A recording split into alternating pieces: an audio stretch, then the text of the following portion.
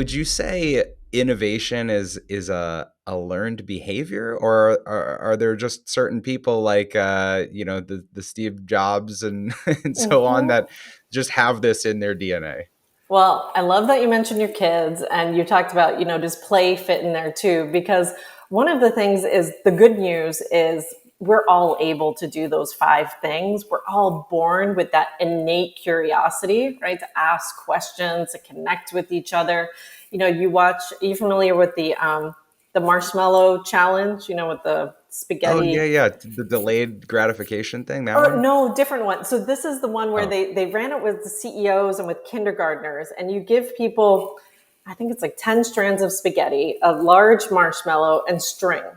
And you say you have however many minutes, it's called the marshmallow challenge, to build the tallest tower, but the marshmallow has to be on top. And so what you see is when you run this with executives, they kind of jostle for who's in charge, and they build, these elaborate structures, and then they wait until the last minute to put the marshmallow. The whole thing collapses. But you watch 5-year-olds do it, and they put the marshmallow on top. They do these super creative things with the tape and the string, and they tend to do better than the executives. that's so cool. I know my son's in first grade, and he did some little bridge building thing. And it was like, how many popsicle sticks can, with a bridge can hold however many pennies. And he won. It had like 200 pennies, and he's never been more proud than when he came home. So I guess as executives, we should be doing those things at work, right? Exactly. We should be playing more. We should be experimenting. Because one of the things is we can practice these things, and we get into how you do that in the book. But the good news, like I said, is we're all born with this capability. What happens though, inside of organizations, you face a lot of headwinds like, oh, but that's not the way things are done here, or is this going to hold me back? So there's definitely a lot of what we call blockers inside of organizations, real and perceived, right?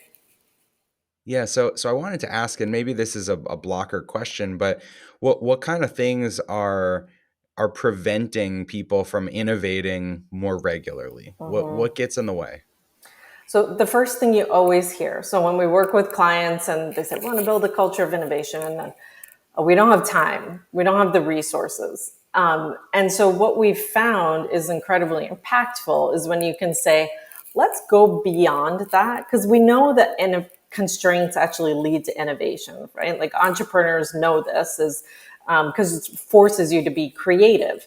But inside of organizations, what we find is once you get beyond the, oh, we don't have time or resources, you start to get to the underlying things like, oh, okay, we want collaboration. What do we do instead? We defer to the most senior person. We bite our tongue. We stay quiet.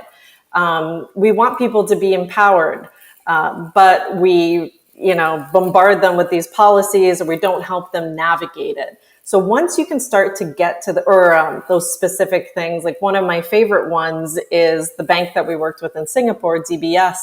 They were saying, oh, okay, we want to have more equal share of voice in meetings, but the conversations are dominated by the hippos, which is the highest paid person's opinion. So once you can kind of don't be a hippo, once you can call that out and make it safe to talk about it, it's really helpful. One thing we actually did with them, I don't know if you're familiar with this gentleman, Tom Fishburne. He goes by the Markatoonist. He's great. So he does like kind of corporate cartoons. We worked with him to kind of bring some humor to these blockers. Like we had one that was an org chart, and we were saying, let's make decisions made by data, not the hippos, and there was an org chart, and the decision was the most senior person. And this senior guy was like, I don't get the joke. And the rest of the group was like, it's because it's you. And so like, okay. So humor can be helpful to surface and identify some of those blockers.